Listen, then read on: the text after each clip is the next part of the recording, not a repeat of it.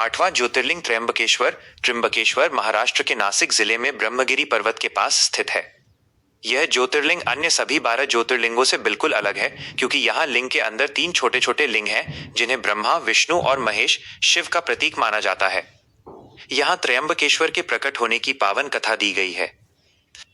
त्र्यंबकेश्वर ज्योतिर्लिंग की कथा, गौतम ऋषि और गंगा। यह कथा प्राचीन काल के महान गौतम ऋषि और उनकी पत्नी अहिल्या से जुड़ी है। 1. अकाल और तपस्या।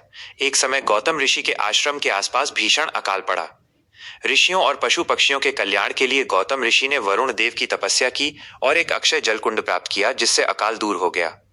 2. अन्य ऋषियों की ईर्ष्या। गौतम ऋषि की प्रसिद्धि देखकर अन्य ब्राह्मण और ऋषि उनसे जलने लगे।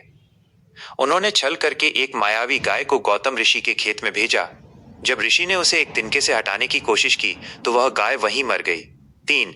गौ हत्या का पाप। ऋषियों ने गौतम ऋषि पर गौ हत्या का आरोप लगा दिया और कहा कि जब तक वे गंगा को धरती पर नहीं लाते और उसमें स्नान नहीं करते, तब तक वे पवित्र नहीं होंगे। 4. गंगा का धरती पर आगमन। गौतम ऋषि ने ब्रह्मगिरी पर्वत पर भगवान शिव की कठोर तपस्या की। उनकी भक्ति से प्रसन्न होकर शिव प्रकट हुए।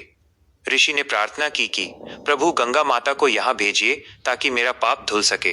5. गोदावरी और ज्योतिर्लिंग। भगवान शिव के कहने पर गंगा माता गोदावरी नदी के रूप में वहां प्रकट हुई।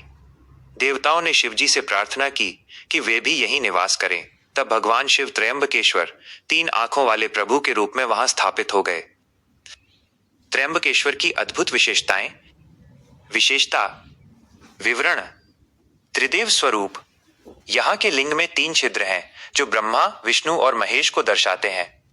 दुनिया में यह एकमात्र ऐसा स्थान है जहां तीनों देव एक साथ विराजते हैं। गोदावरी का उद्गम। मंदिर के पास ही ब्रह्मगिरी पर्वत से दक्षिण भारत की सबसे पवित्र नदी गोदावरी, जिसे दक्षिण गंगा भी कहते हैं, निकलती है। कालसर्प दोष निवारण। यह स्थान पितृदोष और कालसर्प दोष की शांति की पूजा के लिए पूरे भारत में सबसे मुख्य केंद्र माना जाता है। मंदिर का रहस्य। जल की धारा। त्र्यंबकेश्वर ज्योतिर्लिंग के अंदर से निरंतर जल की एक धारा बहती रहती है, जिसे गंगा, गोदावरी का स्वरूप माना जाता है। आश्चर्य की बात यह है कि अत्यधिक गर्मी